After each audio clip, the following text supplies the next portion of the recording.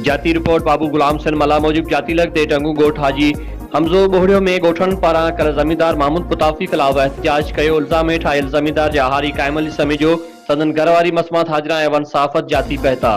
Press conference कंदे media सां ॻाल्हाईंदे चयो त ज़मींदार महमूद पुताफ़ी जी ज़मीन सर्वी आहे, को कब्ज़ो न आहे। गोठण जा इल्ज़ाम कूड़ा ऐं बेबुनियाद आहिनि। असां ग़रीब आहियूं, ज़मींदार जे ज़मीन में पेट गुज़र कंदा आहियूं। गोठण पुनल बोड़ियो, हारून बोड़ियो, अलह बचायो बोड़ियो ऐं ॿिया शामिल आहिनि। हिन चयो त असांखे पंहिंजे न्याणी जो रिश्तो ॾियो, असां उन में रिश्ते में राज़ी न आहियूं। न्याणी जो रिश्तो न ॾियण ते मुंहिंजे घर में दाख़िल थी ऐं चवनि था त असां ज़ोरी अगवा कंदासीं। हिन इल्ज़ाम हणंदे चयो आहे त मुंहिंजे घर अंदरि घिड़ी मूं ते तशदुद कयो ऐं असां जान बचाए हाजी शौकत मलकानी खे ॿुधायो। असांजो हाजी शौकत मलकानी फ़ैसिलो पूर्ण कयो, जंहिं मूजिबि मयारी बि ज़ाहिर थिया। हाणे वरी मुंहिंजे ख़िलाफ़ पूरियूं दरख़्वास्तूं करे ज़ेर पार करणु चाहिनि था। मूंखे जानी नुक़सानु आहे। हिननि अहला अख़्तियारियुनि खां अपील कई आहे ऐं घुर कई आहे त नोटिस वठी इंसाफ़ ॾियारियो वञे।